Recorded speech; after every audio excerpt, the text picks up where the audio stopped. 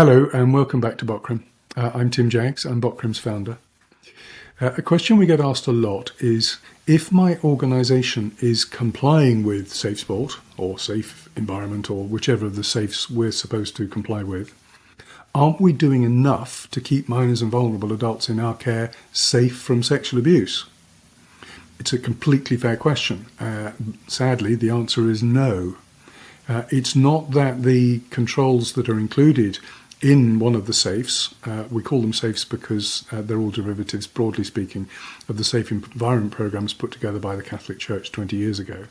And they involve criminal background checks, SAM-related training, policies and procedures around one-to-one interactions, and mandatory reporting of suspicions of SAM. Those are all four of those controls, and the variations that you see in some of the other frameworks that are broadly similar. They are important controls. They contribute to child safety. They're valuable.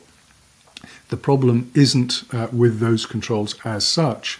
It's with the fact that they are not enough on their own to ensure that children are safe from sexual abuse. And that's really where our recommendation stems from, that we believe that every single youth-serving organisation must supplement a compliance-based approach to protecting minors and vulnerable adults if the organisation wants to keep children safe. Further, if the organisation wants to protect itself, bearing in mind that compliance is designed to protect minors and vulnerable adults, not organisations, they have no choice but to supplement compliance, because otherwise they're facing the rising costs of SAM on their own with no protection. And that's not an insignificant situation or issue, as I'll now describe. So let's look at why we recommend compliance in a little bit more detail. The number one reason, and it's not going to take an awful lot of detail, but the number one reason is that SAM is increasing. If the four controls of most compliance-based frameworks were enough to prevent SAM, we would be seeing a reduction, but we're not. According to one of the largest SAM insurers in the country right now, over the last 10 years, adult-on-child sexual abuse has doubled. Child-on-child sexual abuse has increased 5 times and is nearly the same scale as adult-on-child sexual abuse. So we need to do an awful lot better job at protecting minors and vulnerable adults from sexual abuse. And the four controls that are the foundation of most compliance-based frameworks are simply not enough to deal with that. And they were never designed to deal with child-on-child sexual abuse.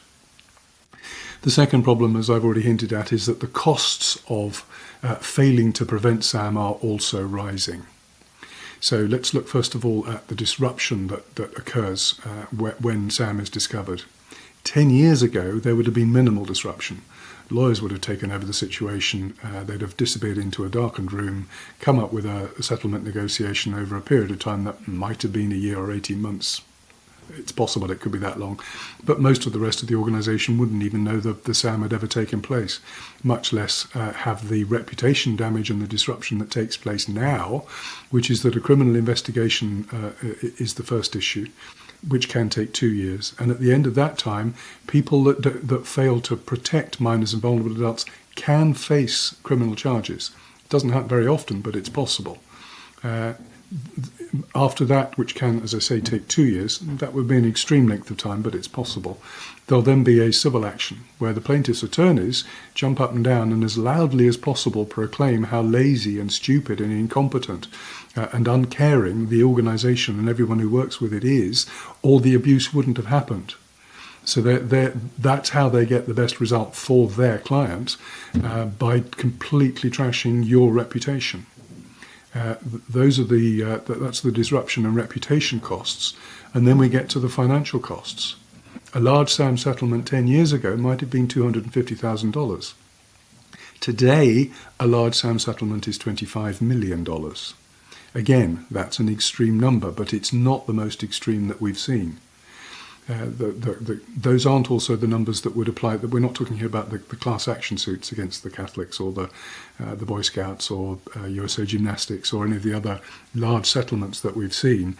That was for an individual victim of relatively recent sexual abuse. And so the costs of failing to prevent SAM have increased very dramatically.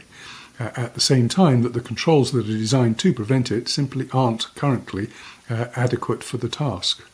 And so we need to find better ways of protecting organisations, but we need to do these two things together. First of all, we need to make sure that children are better protected, and then for the organisations that ensure that the children are as well protected as possible, they too should also be protected from the consequences of failing to prevent SAM, even though they have by then done everything they reasonably can to try and keep children as safe as possible. And that's what BOCCRIM does. We help organisations use risk management best practices so that they can protect minors and vulnerable adults as well as possible, which in turn enables them to protect themselves as well as possible as well.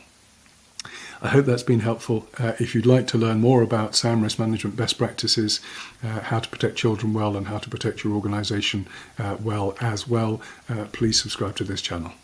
Thank you.